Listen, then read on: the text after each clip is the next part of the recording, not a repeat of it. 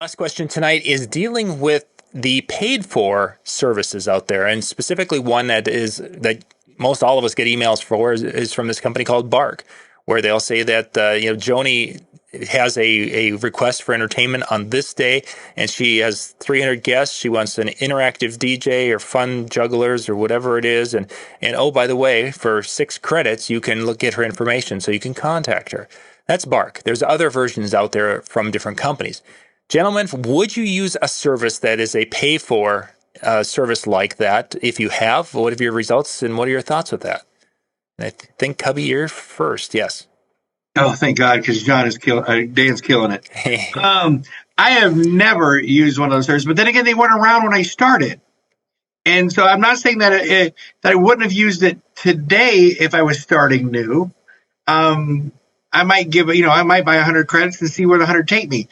But when I first started out, and I sound really old, I didn't know his daughter's Party on the Ark, and we didn't have that type of a party. We didn't have those. It was more grassroots. You had to network with your photographers and venues, and try to get business where you can. Again, now I'm in a place where I don't need it. But if I'm starting out new, and we always talk about new DJs, I'd spot 100 credits to see where I'm at and see what it gets me. I mean, honestly, everything's digital nowadays. It truly is. I'm just fortunate enough that I've been in my market long enough that I get leads through venues and so on, and referrals and so on. So the easy ones. So Sure. I'm not saying it's bad. I don't know if it's good or bad, but I would probably give it a shot if I was starting out. Mm-hmm. Dan. I've never heard of anybody that's had a good experience, bidding on them and running for them. What has often been the case, and what you often hear is the case, is that usually the people that are utilizing those services for their weddings are, for lack of better terms, tire kickers. And it very well, there might, not saying that there aren't some people that do, they had no idea where else to go, but a lot of people that are doing it use the services, when they're out there looking for stuff, they use the services that are geared towards the wedding scenes, the knots, the wedding wires, the things like that. So there are more, for lack of better terms, reputable sites when it comes to weddings. Now, DJ Stacy, Trackstar, she was basically talked about this at the expo this past year, where the idea of not using Bark for weddings, but using it for corporate clients. Because while there are these sites for like Wedding Wire, the Knot, and all that kind of stuff for weddings, there's really not a lot of stuff out there for corporates. So looking at a way that you specialize and tweak how your setup is so that you're not losing out on weddings, but you're able to cater to corporate on the days where you wouldn't be doing weddings, you can actually make a lot from it.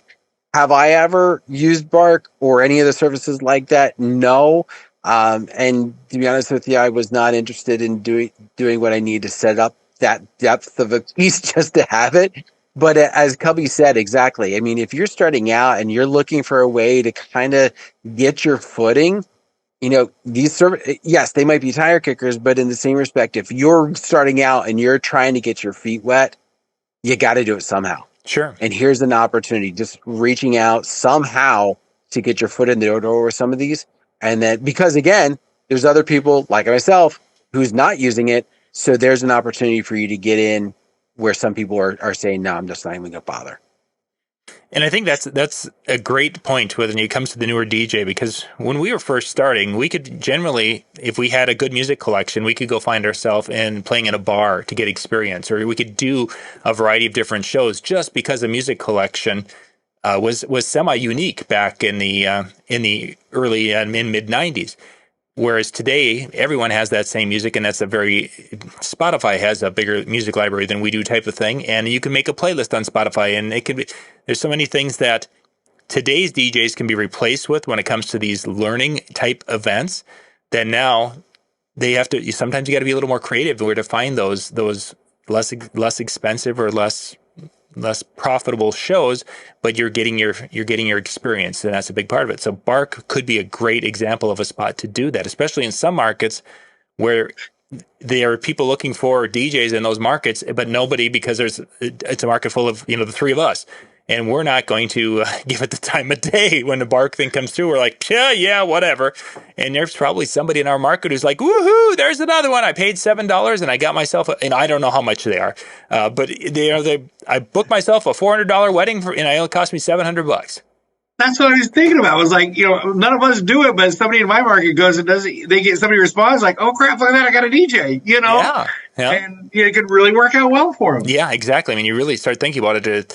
When we were doing bridal shows, there were many times we had between $1,500 and $2,000 just in a small, tiny little bridal show that had 100 brides. Wasn't uncommon. Well, geez, $2,000 could buy you a lot of bark credits, I'm sure. And it may even lead to more bookings than that 100-person bridal show that I used to do back in the early 2000s. So who knows? Something else to be said. There's a couple other sites that are like that, that have free listings within them. You don't get a lot unless you do anything with it. But I've heard a lot of people make the claim that even having your name out there in these sites and these free listings helps your SEO and helps that link between the two, and more places do it. So there is something to be said of utilizing those services, even if you don't end up planning on actually utilizing those services.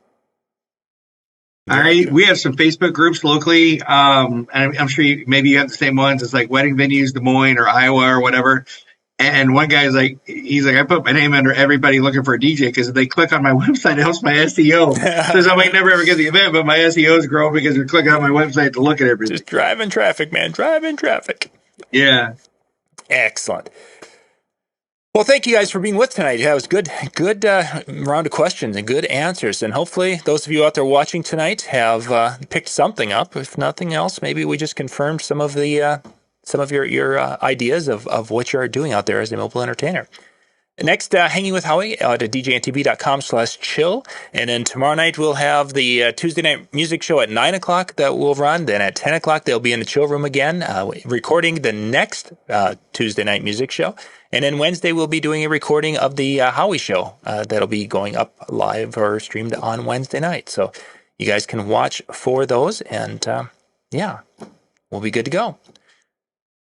Otherwise, I think we need to wrap it up here because the guys are ready. Okay. Well, on that note, thank you very much for taking time out of your night to join us. It was quite a bit of interesting seeing all the answers in the chat as well. I loved all of you that were chiming in there as well.